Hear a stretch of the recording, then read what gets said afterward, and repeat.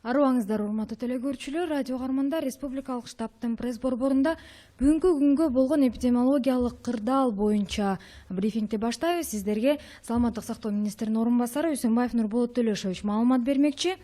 Брифингди ТүЗОдон ЛТР, КТРК, Алатоо 24, Пирамида, 5 канал телеканалдарынан, облустук медиа борборлордон, Кабар Кыргыз улуттук маалымат агенттигинен, ЛФМ, 1 радио, Кыргыз радиосу, Марал ФМ радиолорунан, ЛТРдин YouTube каналынан, Facebooктан, Кыргыз өкмөтү социальное правительство жана 1 радионун баракчаларынан көрүп уга аласыздар. Добрый день, уважаемые телезрители, радиослушатели. Мы начинаем брифинг в пресс-центре Республиканского штаба. О текущей эпидемиологической ситуации по Кыргызстану расскажет заместитель министра здравоохранения Кыргызской Республики Үсөнбаев Нурболот Төлөшович. Прямой эфир брифинга вы можете посмотреть и услышать на телеканалах ЛТР, КТРК, Алатоо 24, Пирамида, 5 канал, через областные медиацентры, Кыргызское национальное информационное агентство Кабар, а также на радиостанциях ЛФМ, 1 радио, Кыргыз радиосу, Марал ФМ, на YouTube-канале ЛТР, в Фейсбуке, на страницах Кыргыз өкмөтү социальное правительство, МТРК ЛТР и 1 радио. Анда эмесе Нурболот Төлөшович, сөз сизде. Урматтуу мекендештер, саламатсыздарбы? Бүгүнкү 22 май 20 жылга карата статистикалык маалыматка токтоло кетели. Адаттагыдай эле ошо бир сутка ичинде бейтапканалардан чыгып кеткен адамдардын саны 20 болду. Бишкек шаарынан 9 бейтап, Нарын областынан 7 бейтап, Жалал Абад областынан 2 бейтап, Баткен областынан 1 жана Ысык-Көл областынан 1 бейтап ооруканадан айыгып чыгып, лабораториялык анализдери отрицательный деп үйлөрүнө кетишти. Жалпы республика боюнча бүгүнкү күнгө 949 бейтап айыгып ооруканадан чыгарылды. Ошол эле учурда бир сутка ичинде 2714 лабораториялык материал келип лабораторияларга түшкөн. Ошонун 2207си толугу менен иштелип чыкты. Ошол лабораториялык тастыктоолордун жыйынтыгы менен деген ушу өткөн суткада COVID-19 инфекциясы лабораториялык жол менен тастыкталган 37 учуру дагы табылып каттоого алынды. Бишкек шаарынан 6 учур табылды. Нарын областында 21 учур табылып атат. Ош областында 6 учур жана Солилецтен келгендерден дагы лабораториялык иштер жүрүп, дагы бир учуру чыкты. Санкт-Петербургдан келген дагы бизден жарандарыбыз бар билесиздер. Алардын арасынан дагы ошо текшерүүдө дагы 3 учур катталып атат. Кыргызстанда бүгүнкү күндө жалпысынан 1350 COVID-19 инфекциясы лабораториялык жол менен тастыкталган учуру катталды. Анын ичинде Жалал Абад областында 155, Ош областында 203 болду, Ош шаарында 132, Чүй областында 108, Бишкек шаарында 348, Баткен областында 25, Нарын областында 242, Ысык-Көл областында 14, Солилецтен келгендердин арасынан табылган учурлар 105ке барды. Санкт-Петербургдан 18 бизден жаран ошол жугузуп алгандыгы белгилүү болду. Жалпы республика боюнча ошол лабораториялык тастыктоолорго токтоло кетсек, 93802 лаборатордук материал келип, 93295 толугу менен иштелип чыгып, мына бүгүнкү 1350 учуру тең ушул лабораториялык жол менен изилдөөнүн негизинде бүгүнкү күнү мына такталып отурат. Бүгүнкү күндө биздин стационарларда жаткан бейтаптардын саны 387 болду. Оор абалдагысы бүгүнкү күнү 11, 4 жандандыруу бөлүмүндө туруп атат. Орточо оор абалда 48 бейтап болуп атат. Канааттандырарлык жана клиникасы жок абалда турганы 328, чыгарылганы 949, каза болгондор 14. Бүгүнкү күндө 6600 адам бүгүнкү күнү жанагы байланышта болгон деп, контактный деп бүгүнкү күнү медициналык көзөмөлдө жана үй карантин шартында кармалып жатат. республика боюнча дагы обсервацияда жаткан адамдардын жалпы саны 2150 түздү. Бүгүнкү күндө ошол медициналык көзөмөлдөн чыгарылган өткөн суткада 2986сы чыгарылды. Бул үй карантин жана 14 күндүк мөөнөт өтүп, лабораториялык тастыктоолордун жыйынтыгы отрицательный деп ошолор чыгарылды. Бүгүнкү күндө мына 2650сү тыкыр медициналык көзөмөлдө туруп аткандыгы мына айтыла кетет. Экинчиден, бүгүн дагы бир маселеге токтоло кетсем деп турам. Анткени деген ушул күндөн күнгө көрүп атасыздар, улам лабораториялык тастыктоо менен такталган учурлар дагы эле туруп атат. 48, 35, 30 деп. Ошонун дагы бир себептерине токтоло кетсек, анткени ушу бир көңүлгө албай коюп атабыз. Контакт болгон адамдардын саны өтө көп болуп, бүгүнкү күнү деген мындай чебердей турган шарттарды жасабай коюп жатабыз. Ошого дагы бир жолу көңүлүңүздөрдү бурат элем. Анткени жанакындай оорунун белгиси билинбей же болбосо өтө катуу түрүндө эмес болгондо ошол контакт болуп вирус адамдардын бири-бирине деген жугуп калган учурлары мындай дагы эле көп байкалып атат. Анткени ошол кандайдыр бир дистанция сактаганды, ошо аралык сактаганды деген жакшы ушу көңүл бурбай коюп атабыз. Мына ошол контактылар боюнча айта кетели. Мына мисал катары алып көрсөк, Нарын областында деген ушул атайын бир кызматта иштеген бир жараныбыз ошол башка районго барып, Актала районуна барып, ошол жерден бир өзүнүн кызматтык иши боюнча барган. Ошол жерден мына контакт болуп, ал жерден дагы бир топ адам ошол жерден мына жугузуп алгандыгы туруп атат. Анткени мына өзгөчө коркунучтуусу ушул жашы өтүп калган адамдар болуп атат. Мына Акталада 74 жаштагы балдарга жугузуп атат. Ал жерден школьниктер, мектеп окуучулары жугузуп алып атат да. Ошо бир киши барып, ошол жерден мына бир топ кишиге жугузуп коюп атат. Анткени такырында көңүлгө албай, же бул башка жакта болуп атат деген сезимдерде болгон негизи туура эмес. Ошол гигиеналык шарттарды сактап, ошо бири-бирибизден кичине социалдык дистанцияны кармап, боореке аралыктарыбызды сактап, ошондой кылсак, бир топ жугузуп алган учурлар деген болбойт эле деп эсептейм. Мына айтып кетсек, аябай көп контактыны мына цифрага да токтоло кетели. Бишкек шаарынан 348 болуп отурат. Ошол деген ичинен 52си деген завоз болгондо, биринчи завоз болуп, ошолордун контактлары мына 727 кишиге жетип атат. Мына ушулардын баарын тең лабораториялык тастыктоо менен иликтөөнүн жыйынтыгында табылып чыгып, баарын лаборатория менен текшерип келип атабыз.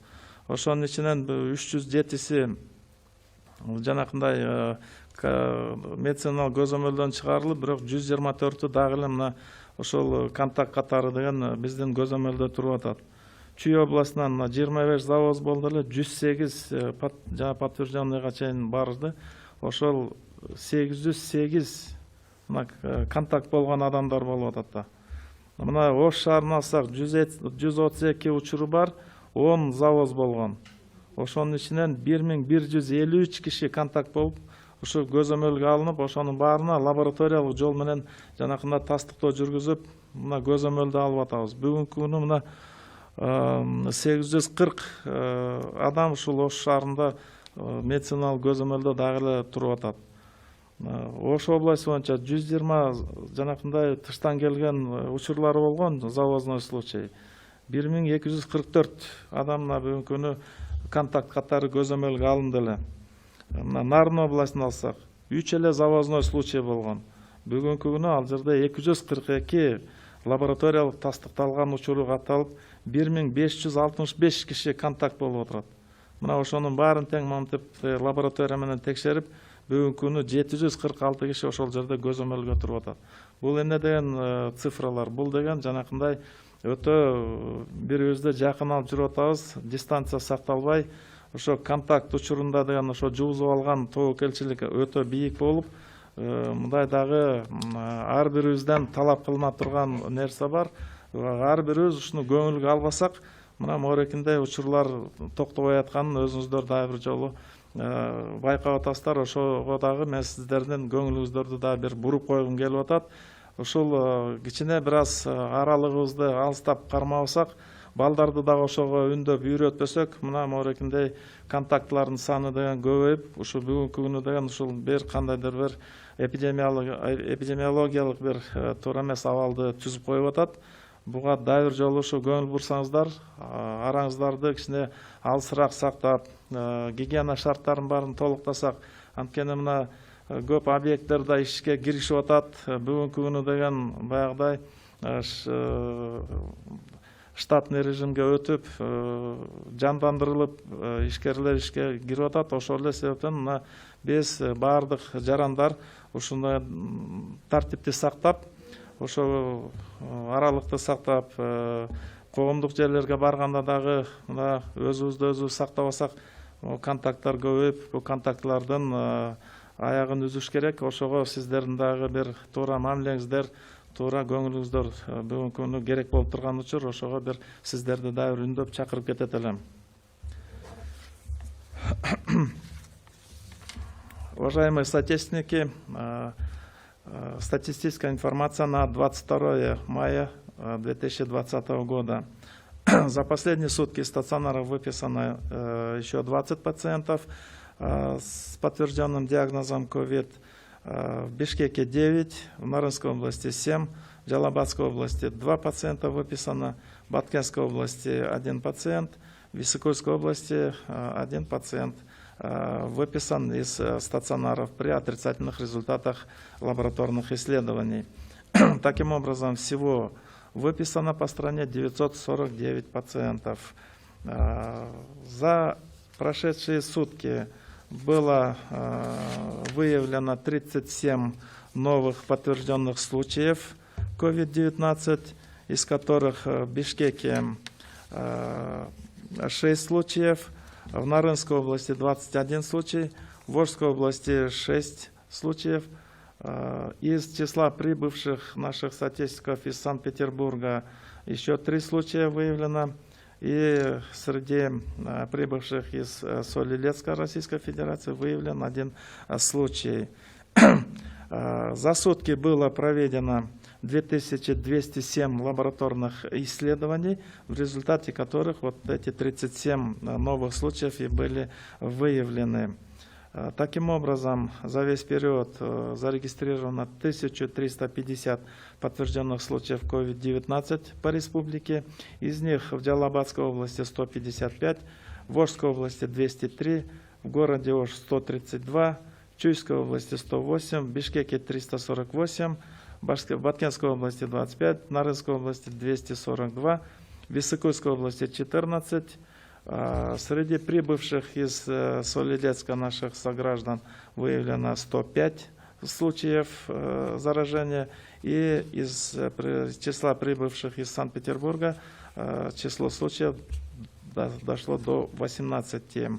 На сегодня в стационарах 387 пациентов, в тяжелом состоянии 11, 4 находятся в реанимационных отделениях. В состоянии средней тяжести 48 пациентов, в удовлетворительном состоянии 328, выписано 949, умерло 14. Под медицинским наблюдением находится 6600 человек в качестве контактировавших с лабораторно подтвержденными случаями.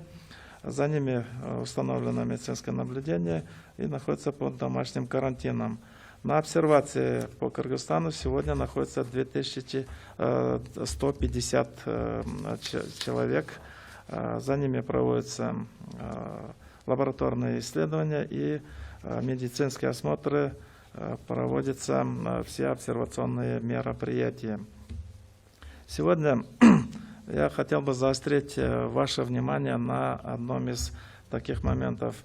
Как вы заметили, что у нас продолжается регистрация случаев заболевания, случаев заражения COVID-19, и все здесь случаи тесно взаимосвязаны. Мы уже каждый день говорим, что случаи заражения выявляются среди контактных лиц, их становится больше и больше. И это свидетельствует о том, что нам нужно поменять свое отношение к вопросам социального дистанцирования, соблюдения гигиенических требований, особенно когда уже восстанавливается экономическая деятельность наших объектов, субъектов предпринимательства, начинает работать сфера обслуживания, сфера торговли, и вот эти наши требования и принципы социального дистанцирования, личной гигиены, масочного режима, как нельзя остро на сегодня это стоит. Допустим, я хотел бы остановиться на некоторых моментах. Вот в качестве примера, как это все-таки происходит. Очень тесные контакты, они сильно влияют на эпидситуацию. Пример, в Нарынской области специалист одного из организаций, которые связаны с проведением встреч с людьми, контакты с людьми, выехала, провела свои мероприятия, но при этом заразила уже несколько там человек, потому что очень тесные контакты, очень близкое общение привело к тому, что есть случаи заражения уже и среди лиц преклонного возраста, среди школьников. Вот. Один источник инфекции на сегодня создал проблему в целом районе, в Акталинском районе. Это свидетельствует о том, что нам очень сильно надо над этим подумать и принять все-таки превентивные меры. Хотел остановиться на нескольких цифрах. В городе Бишкек на сегодня зарегистрировано 348 случаев, 52 было завозных случаев, то есть это был завоз из-за границы. Число контактных превысило 727 человек. Эти все лица были лабораторно обследованы. Сегодня 124 продолжают находиться под медицинским наблюдением в домашних карантинах. 307 из них выведено из-под наблюдения в силу отрицательных результатов лабораторных исследований. Чуйская область. 25 завозных случаев, 108 зарегистрированных подтвержденных случаев. Контактных 808. Это очень большое количество контактировавших лиц. На сегодня 319, за ними продолжается медицинское наблюдение. В городе Ош 10 было завозных случаев, стало 132 подтвержденных пациентов, а количество контактных составило 1153 человека. На сегодня 840 продолжают оставаться под медицинским наблюдением. В Волжской области 120 завозных, 203 подтвержденных случаев сейчас. Число контактных 1244. И так можно продолжать дальше. В Нарынской области было всего 3 завозных случая. На сегодня мы имеем там 242 подтвержденных случая COVID-19. Контактных мы установили 1565. Это очень большой контакт. И из-за таких, из-за несоблюдения таких элементарных дел мы в Нарынской области имеем сегодня такое эпиднеблагополучие. 746 человек сейчас находятся под медицинским наблюдением. И для того, чтобы обеспечить этот надзор, это наблюдение, лабораторные исследования, туда привлекается очень много сил и средств. Поэтому в целом по стране 386 случаев завозных было, 1350 мы имеем подтвержденных случаев. Контактных 6600 человек, которые были установлены, и среди которых мы провели лабораторные исследования и домашний карантин. Это очень большие цифры, поэтому это еще раз доказывает, что соблюдение социального дистанцирования, соблюдение правил личной гигиены это те моменты, на которые нужно обращать очень такое пристальное внимание и обязанность, долг каждого нашего гражданина принять это к сведению и принять к исполнению, потому что только дистанцировавшись друг от друга, только уменьшив число контактных лиц и число контактов, мы сможем держать под контролем эпидситуацию по COVID-19. Это очень контагиозная инфекция, я еще раз повторяю это. И надо соблюдать все требования, пренебрегать элементарными рекомендациями на сегодня не стоит. Поэтому еще раз вас призываю, давайте соблюдать социальное дистанцирование и личную гигиену, обращать внимание на окружающих, воспитывать своих детей в плане того, чтобы мы смогли защититься от COVID-19 вместе. Вот такая у меня на сегодня информация. Рахмат, Нурболот Төлешевич, анда эмес суроолорго өтсөк. Улуттук онкология борборунда дагы тастыкталган учурлар катталдыбы жана буга чейин чыккан 14 адам кантип орунду жуктуруп алган? Бул жерде маалымат келген 11 майда Панфилов районунда ооруп калган бир ошол жерде жараныбыз келген. Кийин ошо сурамжылоо убагында эпидемиологиялык жанакы иликтөөнүн негизинде ошо маалымат алынган. Ошол 28 апрелден 4 майга чейин ошол жараныбыз деген ошо биздин улуттук онко борбордо деген өзүнүн небереси менен ошол жерде дарыланып чыгып кетишкен. Мына 11-ден баштап ошол оорунун белгилери чыгып, ошол жергиликтүү медицина мекемесине барып кайрылып, ошондон маалымат келип түшкөндөн баштап бул онко борборубузда деген баягы эпидемияга каршы иштердин баары уюшулуп чыкты. Бүгүнкү күндө ошол жерде 120 кызматкерди толугу менен лабораториялык жол менен карап чыгып, 14-нөн деген ошол күнү жанакындай лабораториялык тастыктоо менен аныкталган, жугузуп алган адамдар чыгып атат. Мунун ичинен ушу ал жерде иштеген кызматкерлер да бар, медициналык кызматкерлер, пациенттер бар, 9 ошол жердеги бала и жанакындай аны багып аткан энелеринен 3-өөнөн ушу коронавирус табылып, ал жерден тезинен ошол саламаттык сактоо министрлигинин буйругу чыгып, ошол жерде жанакындай шарттуу түрдө дарылоосу уюштурулду.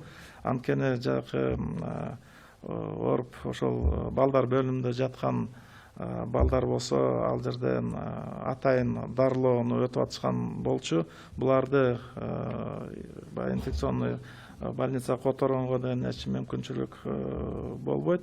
Ошон үчүн булардын коронавирус оорусунун белгилери байкалган жок. Ошон үчүн ошол жерден атайын биринчи этажда толугу менен атайын стационар ачылып, ошол жерде коронавируска да каршы и өзүнүн негизги оорусуна каршы дарылоону улантып, экинчи этажга ал жерде жанагы лабораториялык жыйынтыктары отрицательный дегендерге өзүнчө которуп чыгып, өзүнчө кармап атабыз. Бүгүнкү күнү персоналдын баары ошол жерге казармени положенияга круглосуточный режимге өткөзүлүп, ал жерде толук иштерди жүргүзүлүп атат. Бүгүнкү күндө толугу менен ошол онко борбордун кызматкерлеринин арасынан да ошо лабораториялык изилдөөлөрдү улантып, жанакындай источник инфекции болуп калбасын деп, толугу менен ошо эпидемиологиялык иликтөөлөр дагы, лабораториялык тастыктоолор дагы бүгүнкү күнү жүрүп атат. Бүгүнкү күндө эпидемиялык абал ал жерде толук көзөмөлдө болуп атат. Иштерди, алдын ала иштерди ал жерден жүргүзүп аткан учурубуз азыр. Рахмат. Күч түзүмдөрүнүн жана укук коргоо органдарынын арасында бүгүнкү күндө канча кызматкер коронавирус жуктуруп алган жана алардын ичинен канчасы айыгып чыкты республика боюнча? Күч структураларынын ичинде арасынан 82 лабораториялык тастыктоо менен аныкталган учуру катталган. Булардын бүгүнкү күнү 33-ü айыгып чыгып кетишти. 49 болсо бүгүнкү күнү дагы ошол дарылоо мекемелеринде көзөмөлдө дарыланып аткан учуру. Рахмат. Кечээ эле маалым болгондой, мэрия деген спорт залдарды, жанагы машыгуучу залдарды 25-майдан баштап иштөөгө уруксат берди. Ошол эле учурда суроо жаралып жатат. Спорт залдарда санитардык эрежелер, социалдык аралык кандай тартипте сакталышы керек? Бул жерде атайы ар бир жанакы экономикалык өзүнүн ишмердүүлүгүн жандандырып аткан объекттердин баарына санитардык эпидемиологиялык убактылуу баягы талаптар коюлган. Ошого жараша деген биз талаптарды коюп ошо текшерүүлөрдү алып атабыз. Мына бүгүнкү күндө ошо спорт залдарды алып көрсөк, жанакында күрөш отурган же болбосо единоборство болобу башкасы буга деген мындай азырынча уруксат берүүгө кичине эртерээк. Анткени өтө тыгыз контакт болуп калса же болбосо жанакында подвалда же жабык пространствода болгон жабык залдарга биз пока уруксат бере албайбыз. Эгерде ачык эмеде турган болсо, ачык жерлерде жанакындай машыгуулар жүрө турган болсо, аралыктык сактала турган болсо, толук дезинфекциялык шарттарды аткарыла турган ошол жердеги объектилер гана уруксат алышат бул этапта. Рахмат. Я тот же вопрос хотела бы задать на русском языке. Насчет спортзалов люди спрашивают, как там должны соблюдать санитарные правила. Санитарные правила, они там четко прописаны. И для всех субъектов, объектов, которые возобновляют свою экономическую деятельность, они разработаны и они утверждены правительством. Поэтому неукоснительное соблюдение этих правил и требований мы будем требовать. Проводятся рейды, и необходимо их строго соблюдать. Это установление дезинфекционного режима там, потому что после каждого такого сеанса там нужно проводить эти мероприятия, режим проветривания, режим влажной уборки. Все это прописано в этих правилах, требованиях. Кроме того, жесткий контроль за своим персоналом, который обслуживает эти объекты. Это проведение термометрии, масочный режим, опросные, медицинское наблюдение. И особенно это в части, если есть тренажеры, все остальное, это должно быть, если индивидуальное, то есть, будет разрешение. Если же это будут очень тесные контакты и там, где невозможно соблюсти все эти требования, эти объекты пока будут воздерживаться. Если это закрытое пространство, закрытые подвальные помещения, то, естественно, эти разрешения пока для этих залов пока нет. Если это на открытом воздухе, в открытых пространствах, если достаточно места для тех, кто пришел и пользуется услугами этих заведений, и есть все возможности для соблюдения санитарных правил, то они получат это разрешение. В случаях отсутствия условий или же невозможности выполнения санитарных правил, то, естественно, разрешения на функционирование этих объектов не будет. Спасибо.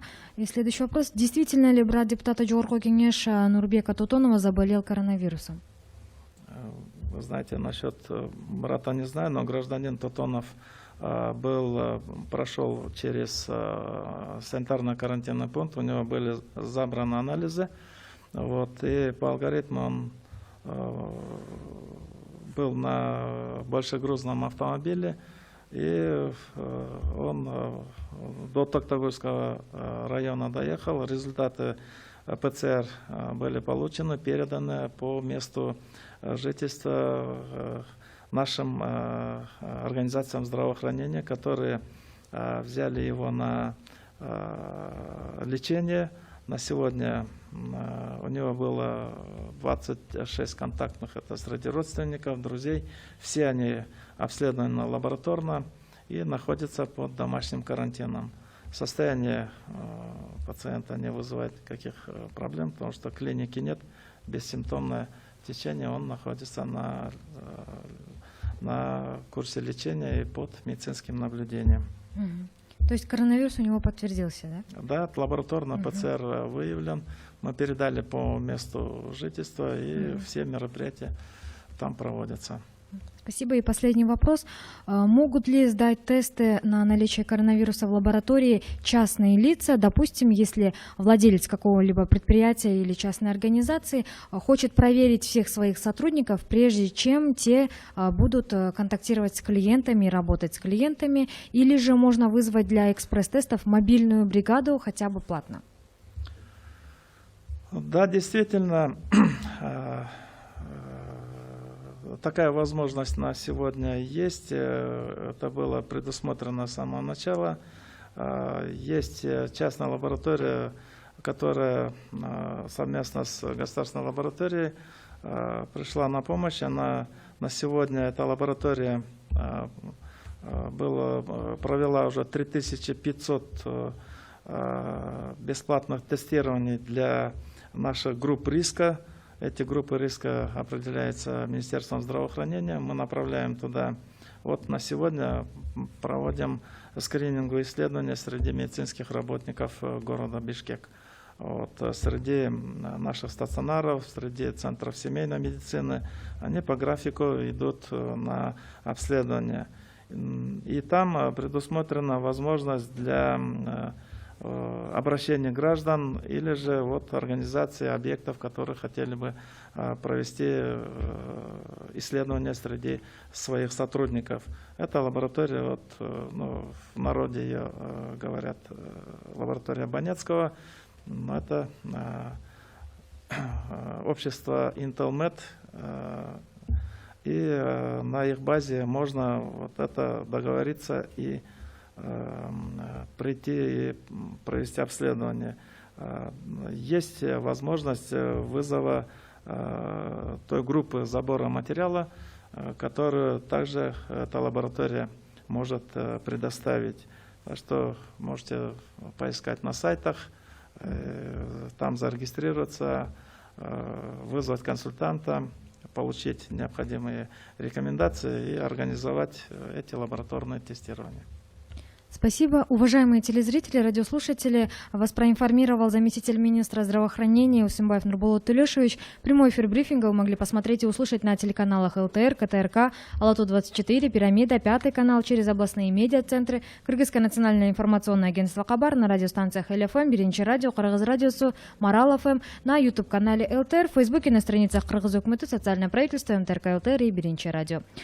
Урматтуу теле көрүүчүлөр, радио каармандар, ушуну менен республикалык штабтын пресс борборундагы брифингде жыйынтыктайбыз. Сиздерге саламаттык сактоо министринин орун басары Усимбаев Нурболот Төлешевич маалымат берип өттү. Брифингди түзүүдөн ЛТР, КТРК, Алату 24, Пирамида, 5 канал телеканалдарынан, облустук медиа борборлордон, Кабар Кыргыз улуттук маалымат агенттигинен, ЛФМ, Биринчи радио, Кыргыз радиосу, Марал ФМ радиолорунан, ЛТРдин YouTube каналынан жана Фейсбуктан Кыргыз Өкмөтү, социальное правительство, МТРК ЛТР, Биринчи радионун баракчаларынан көрүп угалдыңыздар. Көңүл бурганыңыздар үчүн чоң рахмат.